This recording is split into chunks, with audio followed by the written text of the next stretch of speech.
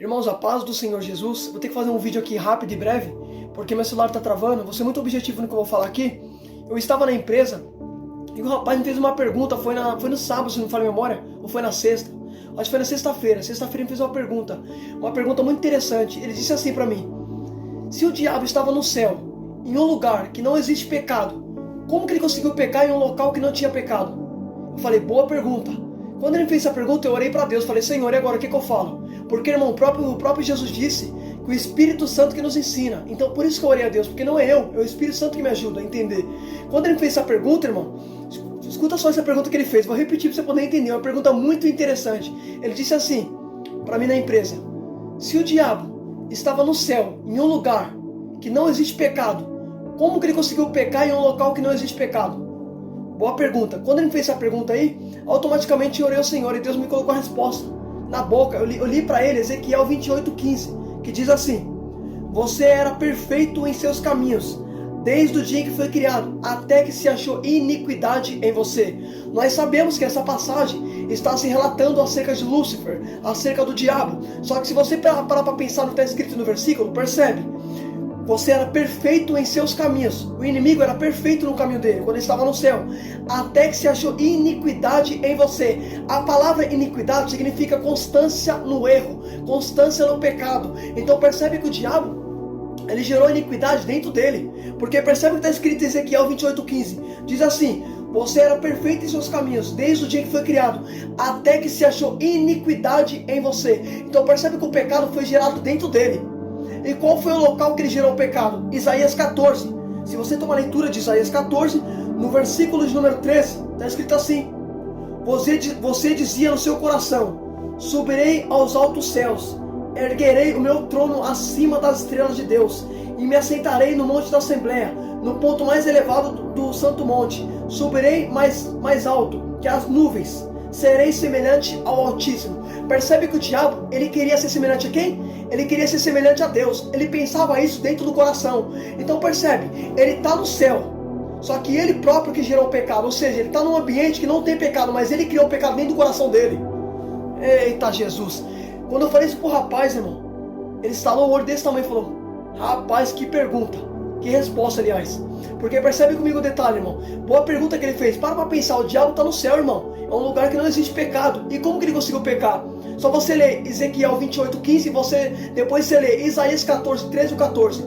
Você vai ver a resposta. Percebe que primeiro ele gerou a maldade dentro dele. Aí lá em Isaías 14:13 vai dizer o quê? Que ele pensava no coração. Então percebe que ele está pensando a maldade na onde? No coração. Porque percebe que Isaías falou: você dizia no seu coração. Peraí, então percebe que o diabo pensava no coração dele. Só que o diabo esqueceu de uma coisa. Em Jeremias, o Senhor disse assim: quem conhece o coração do homem quanto é mal? Eu, Senhor, examino o coração e provo a cada um de acordo com as tuas ações. Agora segura isso aqui para você dar uma glória para Jesus. Percebe comigo o detalhe. O diabo pensava onde? No coração. Só que lá em Jeremias o Senhor falou o quê? Que som do coração. Então percebe que o diabo estava escondendo o pecado dentro do coração, mas ele esqueceu que Deus sonda o coração. Não adianta, filho de Deus, ninguém esconde, irmão. Não tem como. Percebe comigo isso aqui. Não vou repetir isso aqui. Isso aqui é muito forte, irmão. Presta atenção numa coisa, olha que interessante.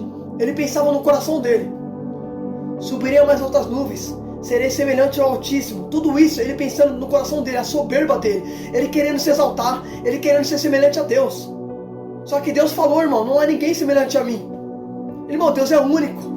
Agora escuta isso aqui. Percebe comigo, ele estava pensando tudo isso dentro do coração dele. E você acha que Deus reacionou o coração dele, irmão? Deus é criador, o diabo é criatura. Foi Deus que criou ele, filho. Foi Deus, irmão. Deus é maior, rapaz. Eu acho interessante, quando a gente lê a Bíblia, eu vejo crente que tem medo de macumba. Irmão, se você tem medo de macumba, posso falar uma coisa?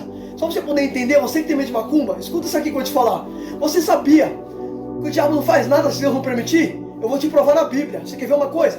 Se você pegar para ler Marcos 5, percebe que quando Jesus chega para expulsar aquela legião de demônios, a Bíblia diz que tinha um homem dominado por uma legião de demônios. Quando Jesus chegou, os demônios se humilharam diante de Jesus, suplicaram e falaram assim: ó, se vai me expulsar, me permita entrar nos porcos.